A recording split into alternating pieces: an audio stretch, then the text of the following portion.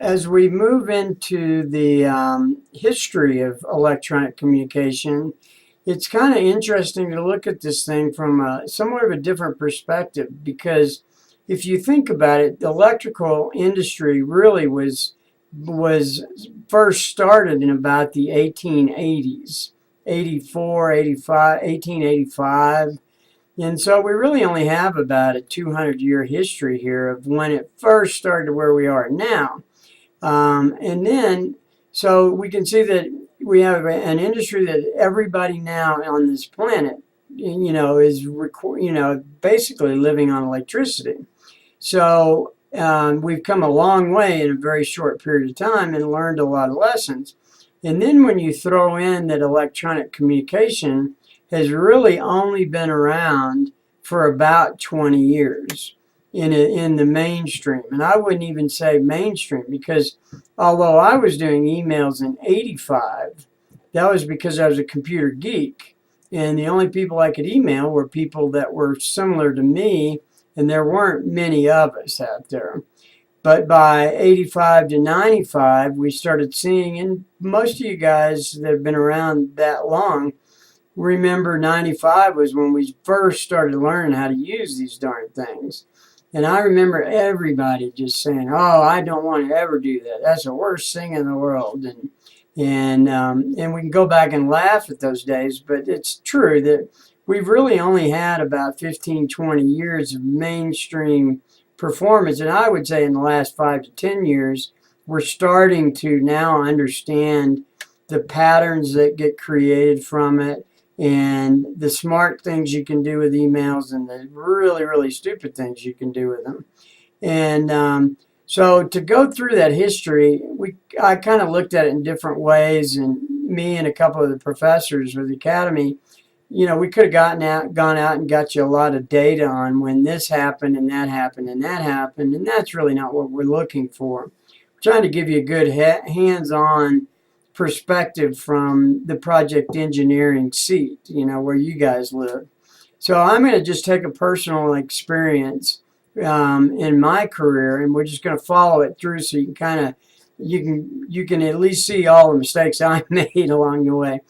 But when I was a young project engineer, I had a couple of years of experience. I was selected to be the project engineer, one of the project engineers on a high-rise 50-story building in downtown Dallas. And this was a big deal for me to get my first big project. And in the old days, we always wanted the biggest job was what made you the best managers or engineers. But we have to remember that in 1978, which was about when this was happening, we didn't have anything like you guys have today. I mean, seriously, calculators were 10-key operators. And I don't know if you guys have probably ever seen one, but it was a device and it had a big base on it. And you would punch in the numbers and you had a handle and you'd crank it down. And once you finished punching the number in, then you'd keep crunching it down and down and down. And when you were finished, you'd hit a button and it'd take a little while. And then a printout would print out the final answer. So that was our calculators. Fax machines didn't exist. Computers didn't exist. And really, when you think about it, smartphones, we now have all these great devices that just do so much. None of that existed. And when we finally did get cell phones, they were the size of these big old, almost like putting a shoe up to your face. And they were heavy and they had the long antennas coming out of it. And if you could get the battery to work for 45 minutes, you were doing really good. And if you could hold the signal for more than three, sentences or so, you were really happy. So, and that was our reality. But we still got the jobs built. And pretty much, to be honest with you, we were building them as fast then as we are today. And the amount of sophistication that's in the industry today makes the jobs a lot easier than what we had at that time, because we didn't have specialized blueprints that were made on CAD and all the nice tours that you got. And I'll give you one example, and this is where you really have to focus. The software is really where we got the benefit in our industry. And I was, as part of my project engineering functions, just like you guys, scheduling is a big part of it. And we had a conference room. It was a huge conference room, so it fit every subcontractor and everybody in it. And we had 3 blackboards, and one went down one wall, then another one came across the other wall, and then the last one came back this way. And on it, was a blackboard, and we had put every schedule activity for the entire 50-story building on there so that we could see where we were and how quickly we could get it built. And in those days, interest rates were at about 18%. So if we could shave a month off a job, it was millions of dollars that we would save that developer. So time was the big, big game. Can you build it 2 months earlier?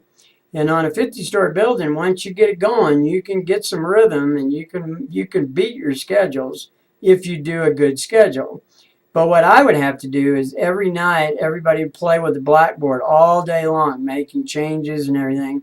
And it was my job to go in, and I basically did it for not only our company, the electrical guy, but I had to do it for mechanical, plumbing, structural steel, everything.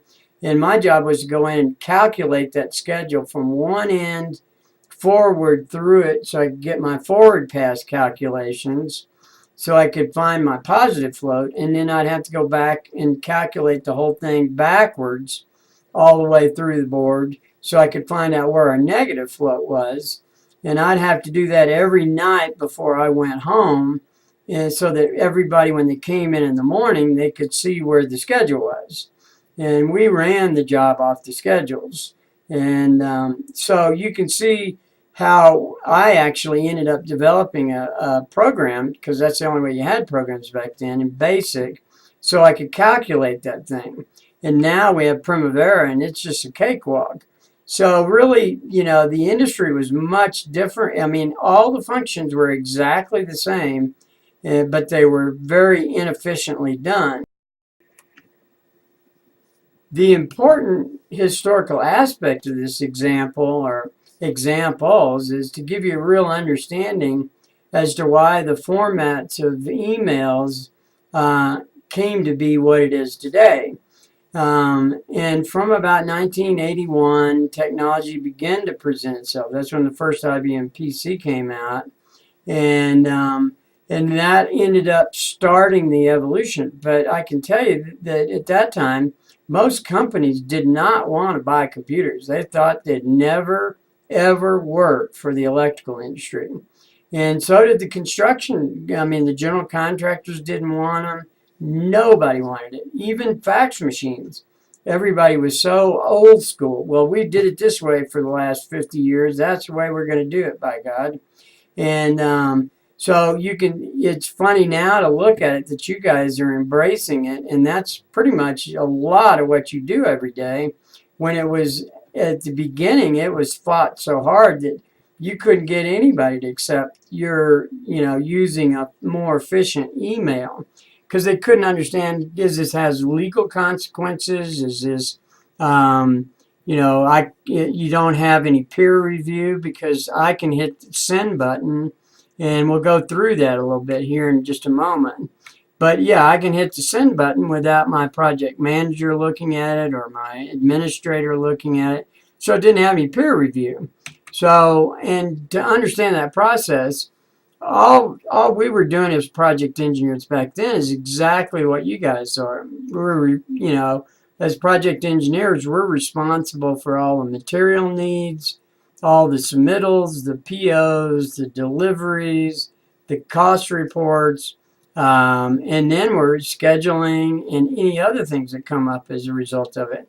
But at that time, it was all done on paper, notepads. We had a piece of paper with a pen.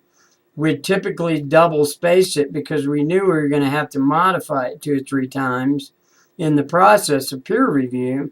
And each and every part of management was handled that way. If it was a purchase order, if it was a small PO or a material rec, if it was a letter saying, which would be equivalent to an email now, you would handwrite it, and then you would have to go give it to the administrator, and she would then type it into the typewriter, and she would correct all your grammar and spelling. And she would get on your case if you didn't get it right. And sometimes she'd just hand the thing back and say, once you get it right, give it back to me, and then I'll go type it. And that was her way of teaching us how to be better at communicating, both verbally, both written and, as I said, grammar and spelling. So in those days, the project engineer, administrator, was like, she was the queen bee. And she made sure that nothing went out unless it went through her hands.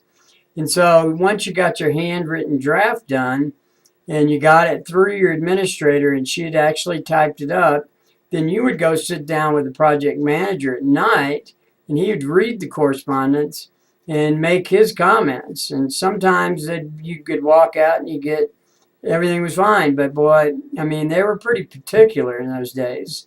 And what it was just that peer review of taking a young engineer like myself at that time and teaching me more of the aspects of think ahead, 2 months ahead, and two or a year ahead as well. So don't write something here that's going to hurt you in a year from now.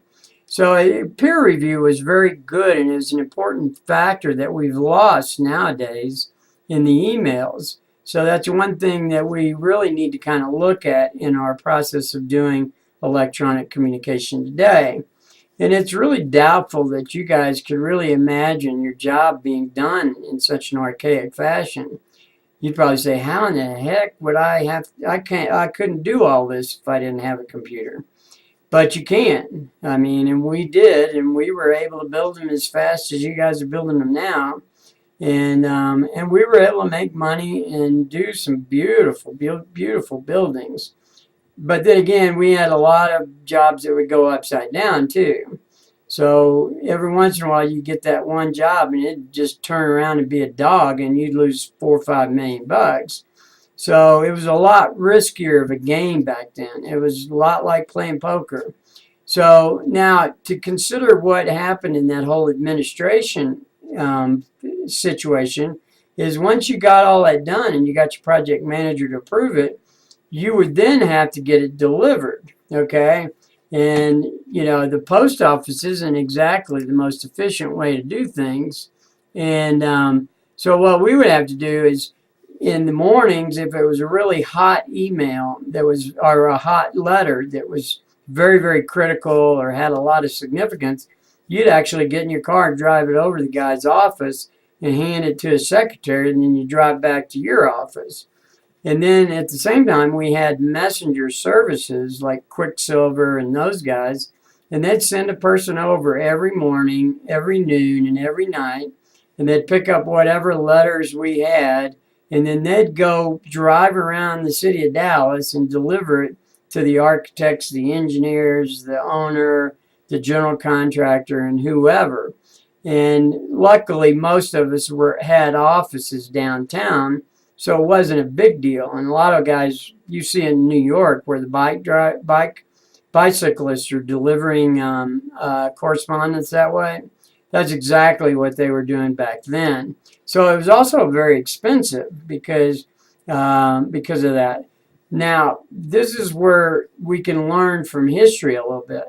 In those days, if you could get a correspondence from whenever the question was sent to you or the issue was dropped on your plate, you would typically, the goal was to always get a response back in 24 hours. And I think that's still the same that's the same guideline that we should use today. And you'll see a lot of business managers, business management studies that are out there, and they agree that, if you can't solve the problem within 24 hours, you can at least reply to the people and say, I have gotten your letter or your email, and that we're in the process of analyzing it and coming up with the right solutions or whatever it may be, and we will respond within so many business days. So you can reply or respond. Obviously, if you can respond, you'd like to do that and get it off your plate. But if you can't, you still get a reply in there, and you've legally protected yourself as far as notification issues. And so we're going to kind of try and take some of that historical precedence that business has been run on for a good hundreds of years and put it back into the email system. Because Microsoft didn't care about our business when they developed emails and all these other guys. They just said, oh, wouldn't this be neat? And they never thought about the ramifications it would have to us as managers on these job sites. So from there, we're going to go ahead and move out of this historical aspect of it, knowing that there are a lot of things that we did in those days that still make sense to do today, but we can do it in a much more efficient way and then incorporate better practices in how we do our emails. So we're going to go on and move into chapter 3.